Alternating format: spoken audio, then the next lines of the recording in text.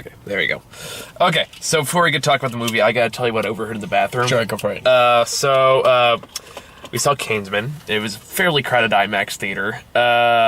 So when I'm leaving the bathroom, there is this kind of large Asian man standing by the door, and as I'm leaving, I hear this sentence. You know, I'm Japanese. I could probably go in a ladies' bathroom and nobody would notice. Wow.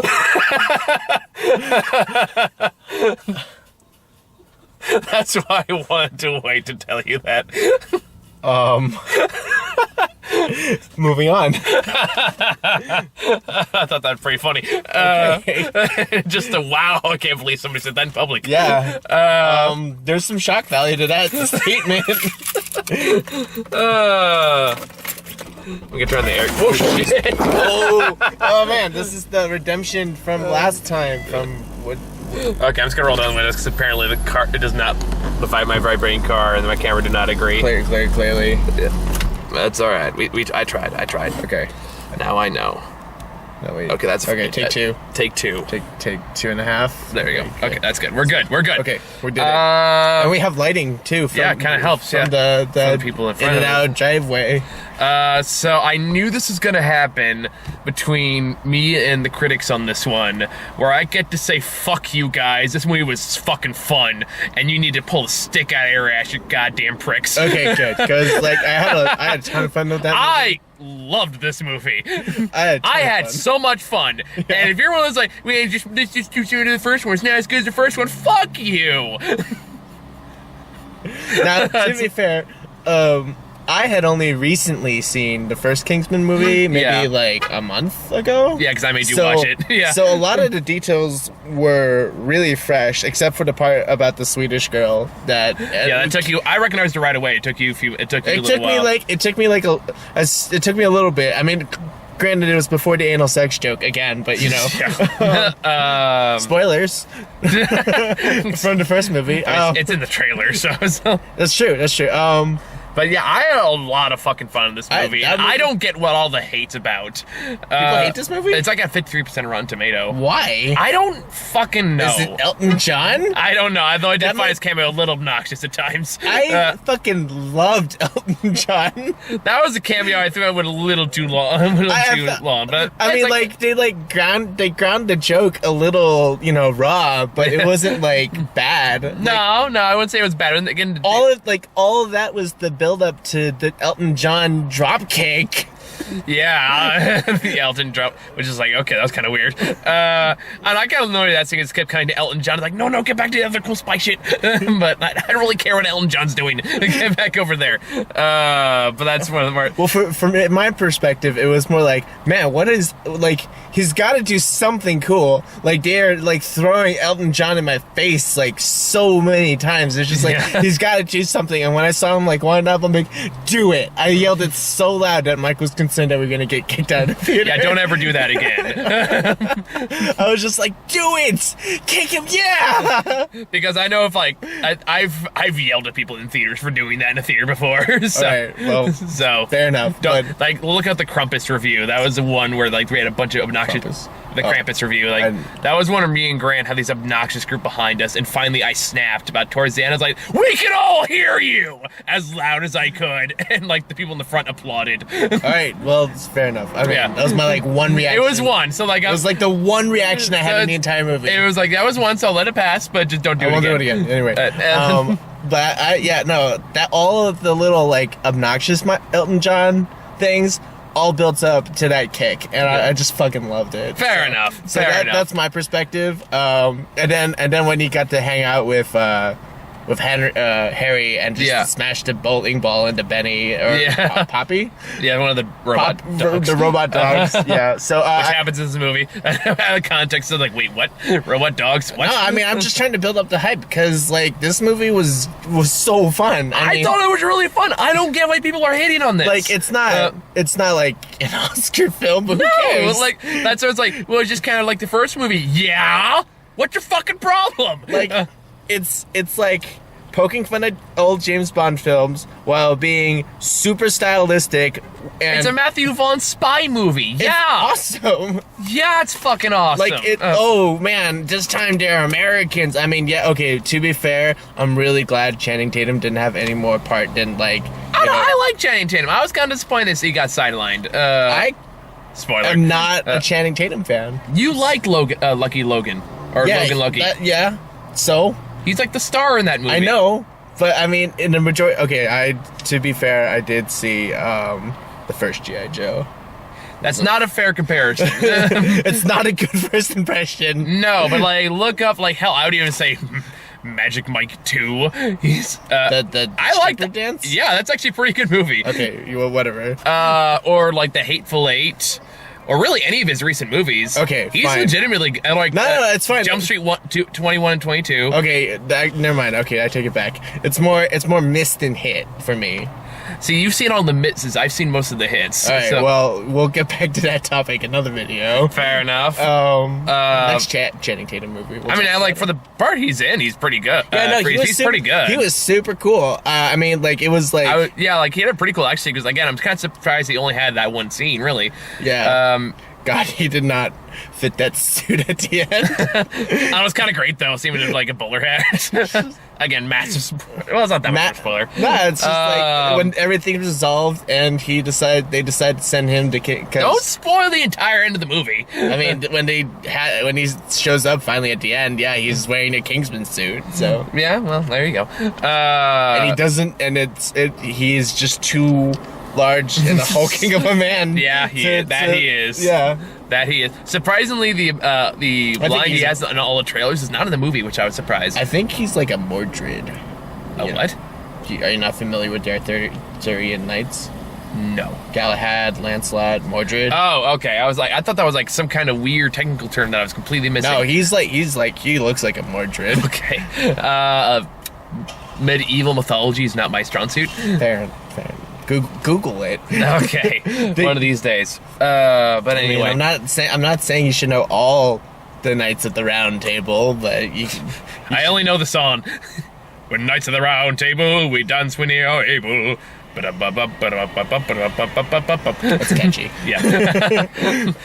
Monty Python is the most I know about, like, Arthur mythology. Okay, I mean, okay. Fair enough. But anyway, yeah, like this, I've said this before, I loved the first one more than most people did. I love the first one. Especially, Yeah, well, like, everyone's like, well, it's not great. It's like, fuck you, it's awesome. That's ours. Colin Firth is Harry, right? Yeah, Colin Okay, Firth. yeah. I actually did not know that they were bringing Colin Firth back. Really? Because I thought you've seen the trailer for this. I did see the trailer, but I thought that was... Because he's, like, in the trailer. I only saw him, like, kind of shooting. I'm like, is that Colin Firth? Is he alive? Wait, how? But then I never really, like, I put that in the back of my mind, and I was too excited to see the adventures of Eggsy. Yeah, which was great. Which was great. He was awesome. Oh, yeah. You know, still Eggsy, whatever, you know. Yeah, like, it's, you know what to expect. I totally called the thing with Mr. Pickles. Like, as soon as I saw him, I wanted that puppy so fucking bad. Oh my god! Like, if I was on set, I would have stolen that puppy and run. if I made it to the final selection process of the Kingsman, and by the way, obviously we're going to was- spoilers from here on out. So if you don't want anything else spoiled, just know that we love the movie. Yeah. We recommend it. Fuck Rotten Tomato, like fuck the Rotten Tomato critics on this one. Not Rotten Tomato stuff because it only collects critics. It's not their fault. But all the critics who are way too snobby about this movie, get the stick out of your ass. It's the same thing happened with Victor Frankenstein. Where, like, that one got panned. You know what?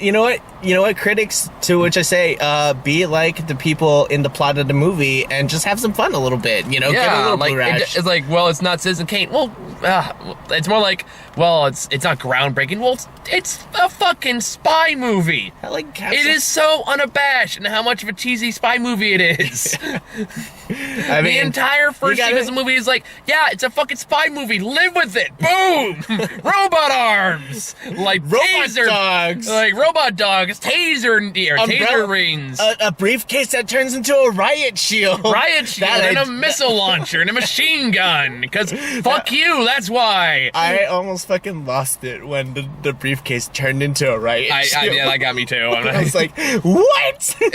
Now granted, I wouldn't say there's any scenes that quite live up to the now infamous church scene from the first movie. Oh man, the church scene has a special place in my heart. Yeah, so and to be fair, I don't think it really tried, which I appreciate.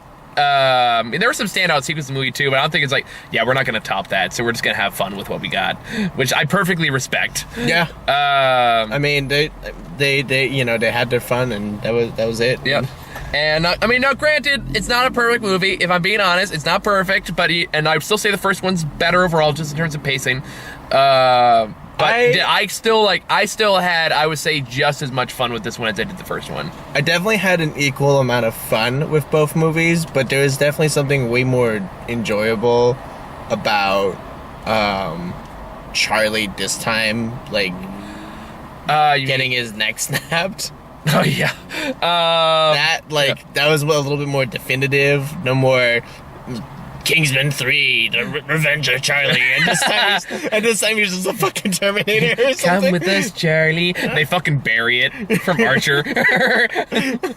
Bury!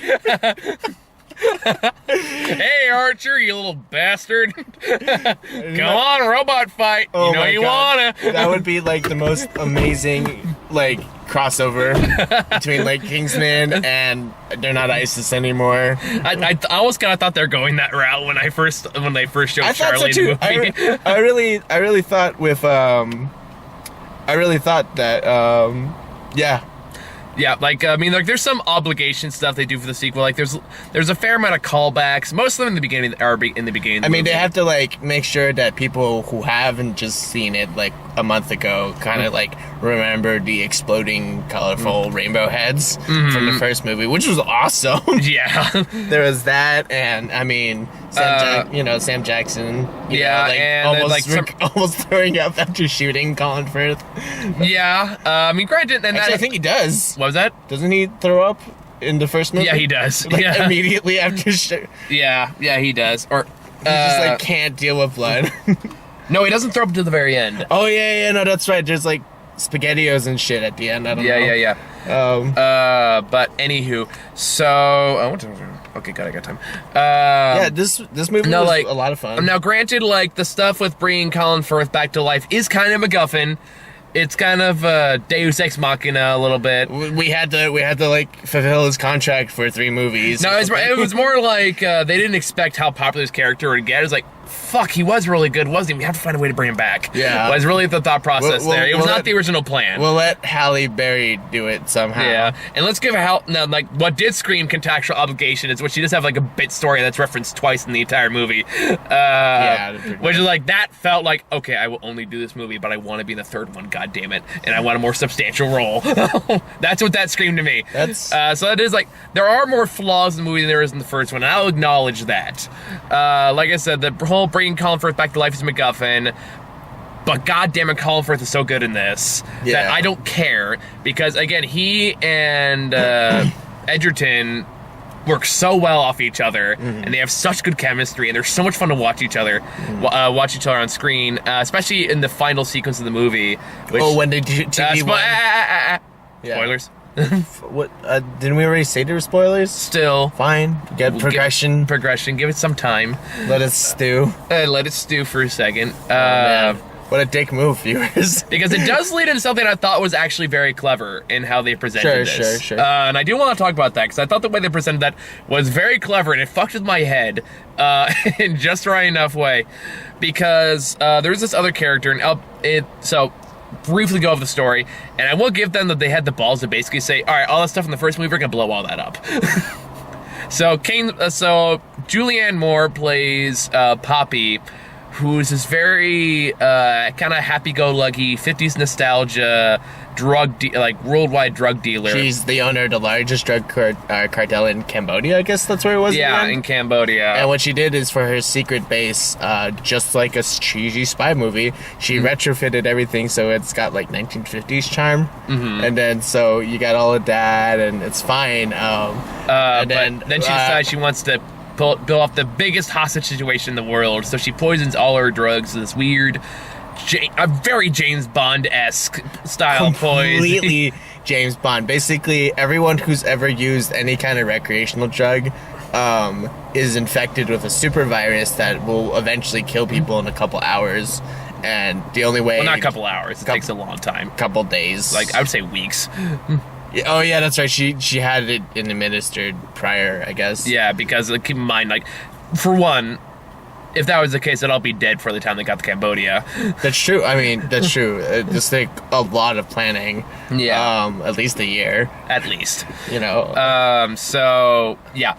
Anyway, so she decides to send Charlie, who of course knows about the Kingsman, to hack into the system, which he does by fighting Eggsy through this very long car chase. But again, that's a great way to start the movie. Shows you everything you want to see from a Kingsman sequel. Like, it's just like, hey, so we showed the store car chase. Yeah, let's do it. Like, let's do it. Fucking do it. It's gonna be fucking nuts. And he's gonna do like the longest Mario Kart drift I've ever seen, which is great. It was so cool. That was awesome. That's why I'm like, you people need to lighten the fuck up. Not every movie's gonna be fucking world building. And actually, take that back. This movie is very world building. Yeah. That's one thing I think why I'm more. It expands on a universe. Like, I don't see what the problem is. No, like I think it's why like I'm a sucker for like movies like this and John Wick that have such a well-established world, and I love the world and I love the characters. So I'm willing to forgive for the flaws that are in the movie because, god damn it, I want to know more. The world is great. Like, it's got like, just imagine what the Australian like the Australian one is like, or like like Chinese or whatever. Cause Chinese probably has one. Yeah, they're probably silk traders. I don't know. I dare not comment. We made it. Yeah, I'm just saying. I dare not comment for my own sake. First. But anyway, so Julianne Moore just straight up blows up everything she could find about the Kingsman, basically. And the only two survivors are Eggsy and Merlin. Yeah. Who do like the big tough guy.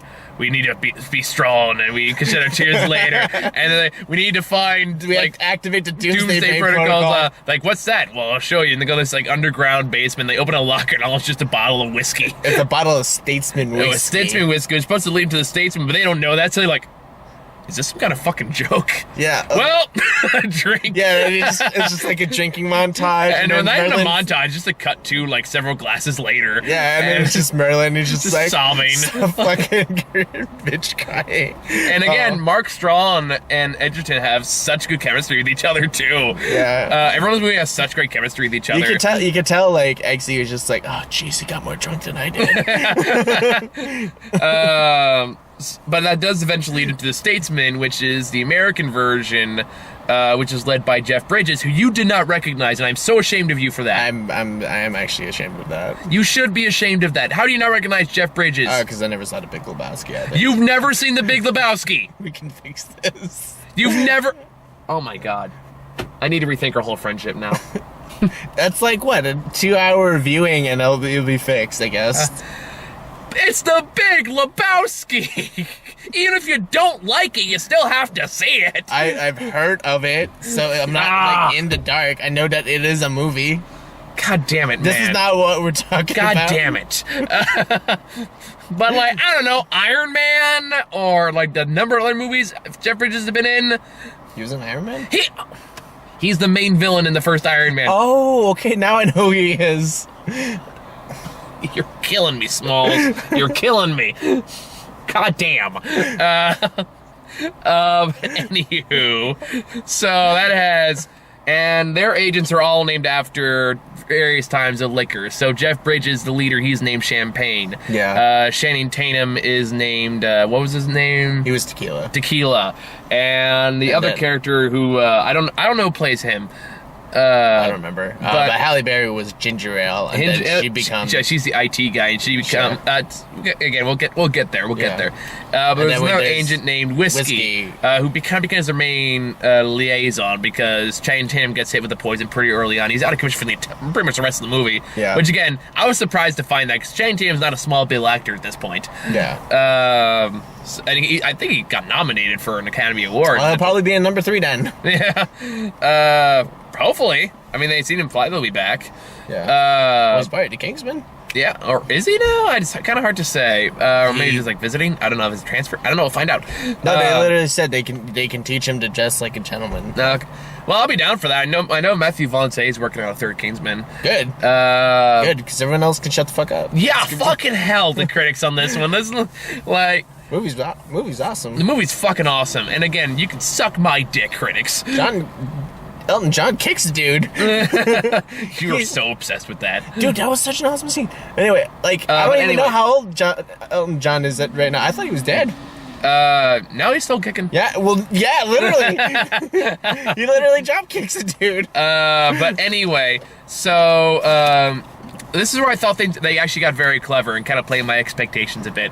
It turns out the statesman actually found and healed Henry right after he was shot in the first movie because it happened in Kentucky and the statements are in Kentucky, so they went to investigate. Yeah, like it was like right next door. Yeah, pretty much. So they went to investigate and they have this MacGuffin gel that hears you headshots because movie. Because Deus Ex, we need to hire Colin Firth back. Yeah, we need to get Colin Firth back. That's what it really was. Mission: get Colin Firth back. Head gel. It takes care of everything.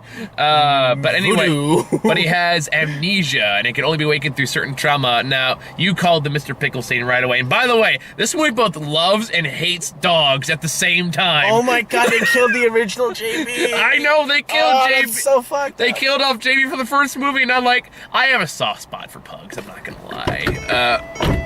Like, that's, like, I don't know what it is. I usually like fluffy dogs. I mean, I'm a corgi guy. Laura cannot believe this. that I like fluffy dogs. Like, sure. She always saw me as like I think short hair kind of guy. Kind of short hair, kind of like a corgi or something like those lines. Corgis are long hair, but yeah. Yeah, well, either way, like small fluffy poofers. Sure. Those kind of dogs. By the way, if there was a corgi at my Kingsman initiative and I didn't know I had to shoot, I would fail out so hard. Because on the same time, you have these adorable dogs that pop on stage that just like, oh, I want it so bad.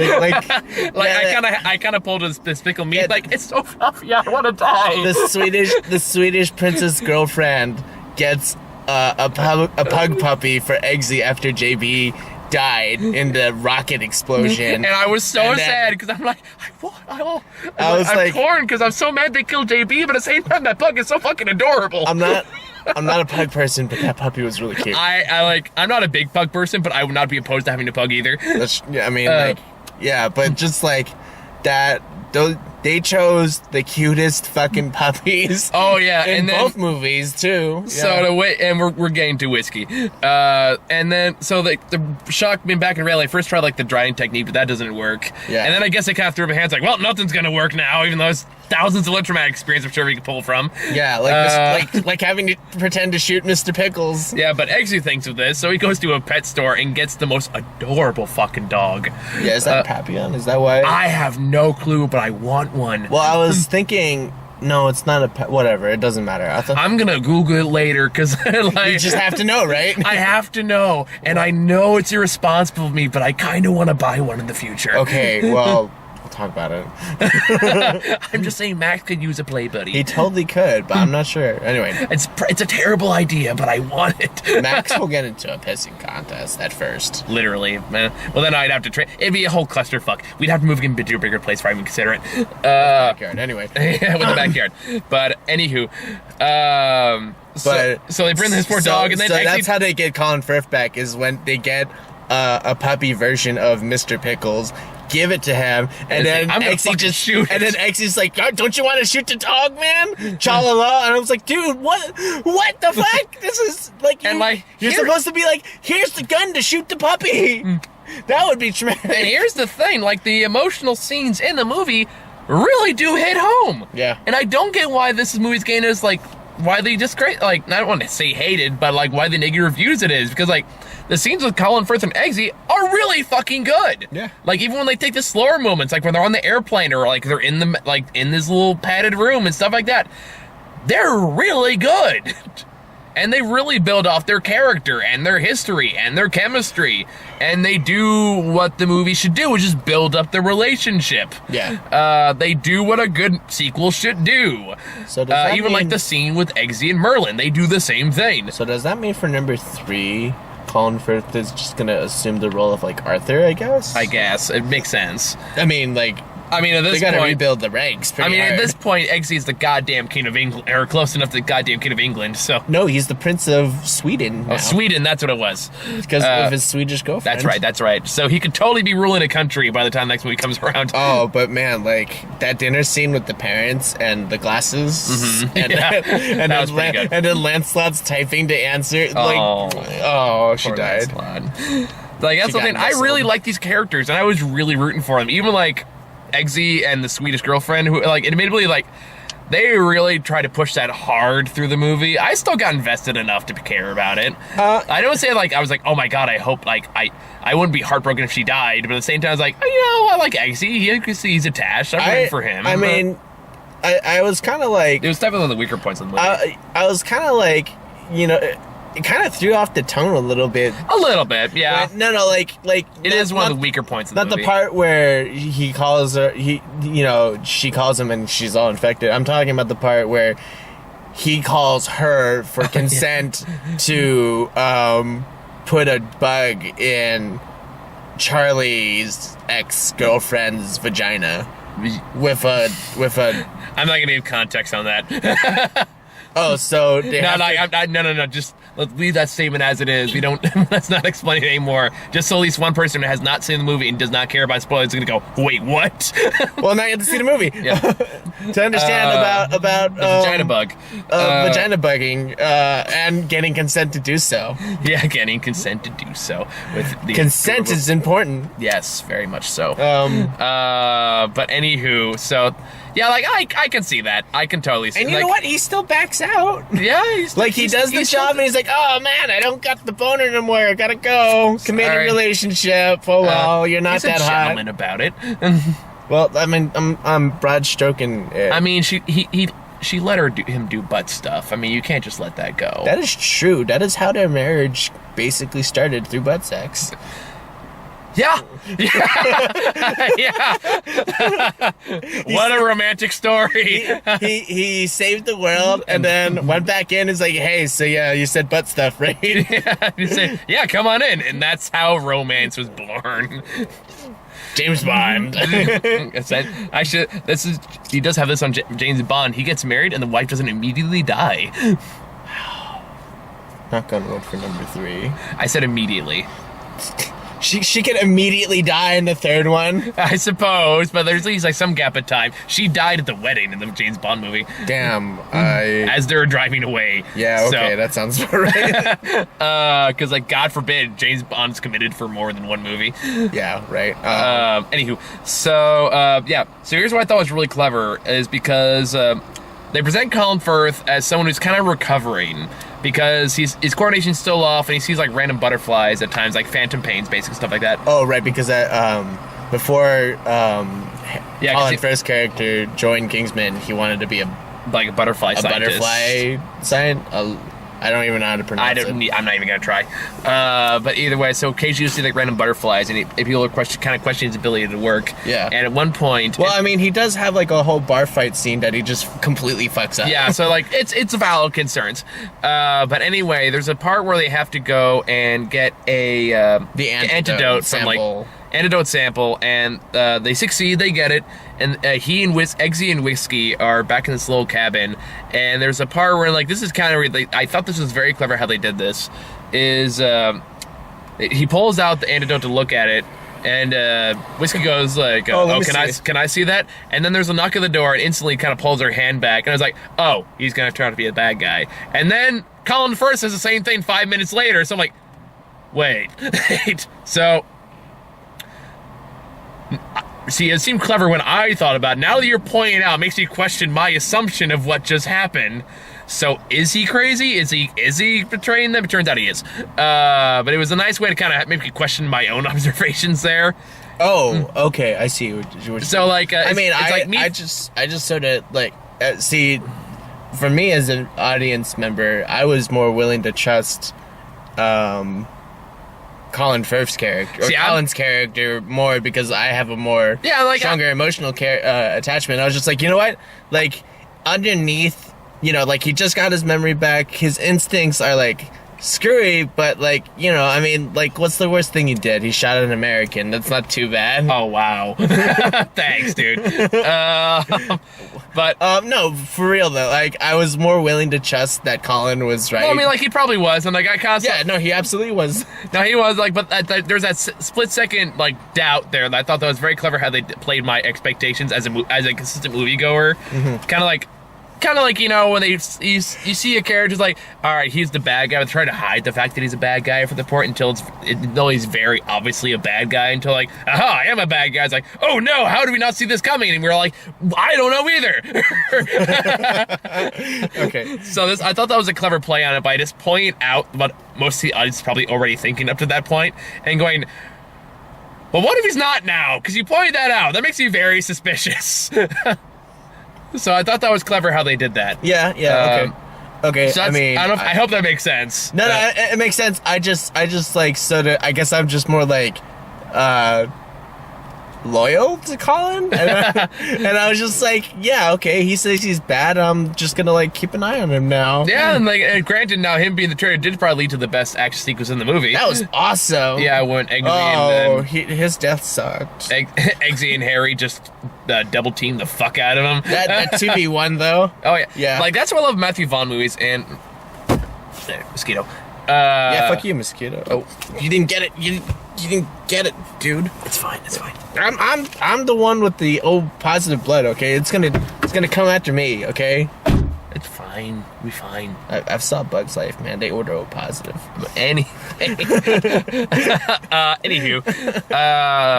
so yeah. And do you want to talk about the obvious Donald Trump allegory? Oh, you definitely just. Yeah. Where he basically says, like, so Julianne Moore reveals her plan, and the president, who basically is Donald Trump, and apparently they had to remove a lot of Donald Trump references for this movie. And she presents it almost like a Dr. Evil kind of plan, too. Kinda, yeah. I love that. Complete with the laughter from the president. Yeah. Basically, it's like, cool, we got all the junkies and stuff off the streets. We end the war on drugs, and we're gonna put everyone in cages in, like, this gigantic stadium. Which I like, okay, that's pretty fucking fucked up movie. I was part that's kind of questionable. He's like, and the very end, that fact is glossed over, and like the president's speech at the end was like, are we just gonna ignore that the president just put on a fucking concentration camp for all the sick people? No, I mean, obviously they impeach him like pretty quickly. Yeah, I guess that's what it takes to finally impeach someone like Trump. Yeah. Sad. Anyway, that depressing fact aside. I mean, it's really Kingsman 2 calling how America's gonna die. I mean, hell, they killed Obama in the first one. Might as well impeach Trump in the second one. Oh. Yeah, they totally killed Obama in the first movie. Yeah, I remember that. Yeah. Got the very obvious Obama impressionists do like the voice when Samuel Jackson's talking to him. Yeah, that's right. I remember and then his head blows up. Yeah, that was pretty intense. Anyway. So yeah, that happens in the movie. Like, overall, yeah, I thought the movie was a lot of fun, and it had. You know what was a really awkward scene for me? Oh, what's up? So in the very beginning of the movie, when they're introducing Poppy and like how neck and fud she is this guy brings his friend in to the Golden Circle for like oh initiation. Yeah, okay. And the first thing she says is like, well, you can nod, that's easy, or you can put your friend who's already in the Golden Circle into this really large 1950s styles fucking meat grinder. And and he does it. And then he gets initiated, and then when he comes back to the 1950s diner, she made a burger out of his friend, and she's like, eat this, and he's just like, this is fucking great and delicious. I actually almost gagged. There's a few scenes I will admit that I was not expecting to see. Like, I was not expecting to see inside vagina POV complete with epic mission accomplished music. I mean, it's a rated R film. That it is. And you never actually see vagina beyond the CG interpretation of what a vagina looks like on the inside. And apparently once you get the finger in, it just floats right on in, because that's how anatomy works. But it's playing like epic music when it does that too, so it's like, damn. I mean, maybe he's got long fingers, just gets right all the way up in there. Right past the cervix or something. That's not how it works. I'm just...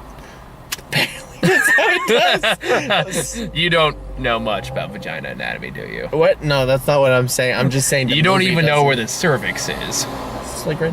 Never mind. No, I'm it's gonna talk not. about It's that. a lot farther than... Dad! No, I mean, we'll talk about it later. You need to take an anatomy class. 30-year-old virgin coming in soon.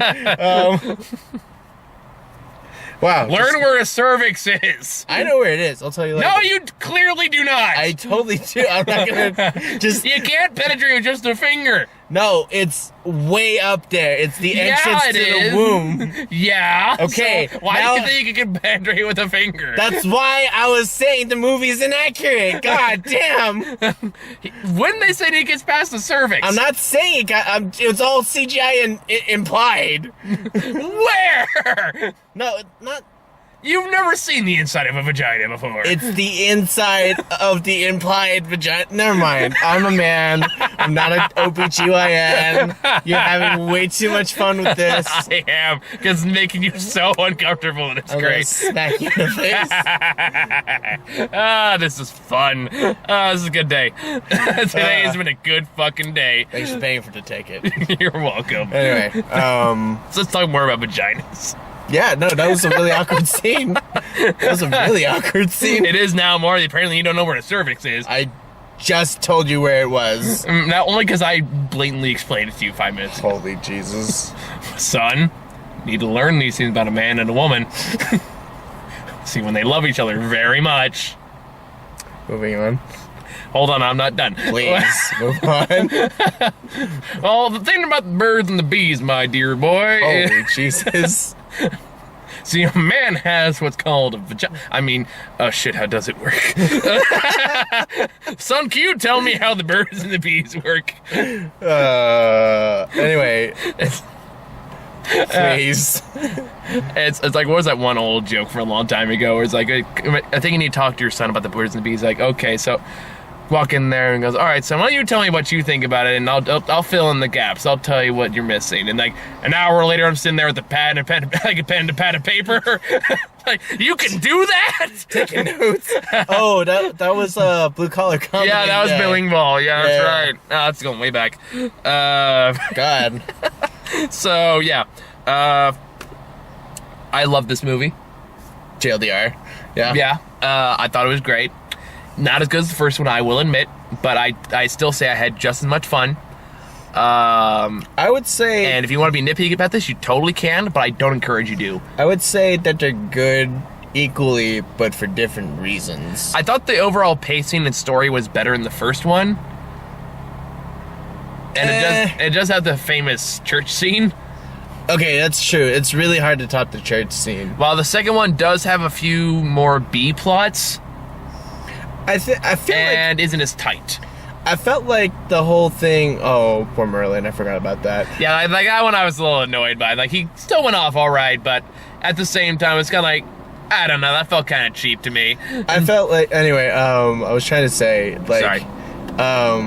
I felt that... Because, like, the whole thing about the first movie is, like, you got the origin story and the training montage, and then they finally... Well, those things were a lot of fun.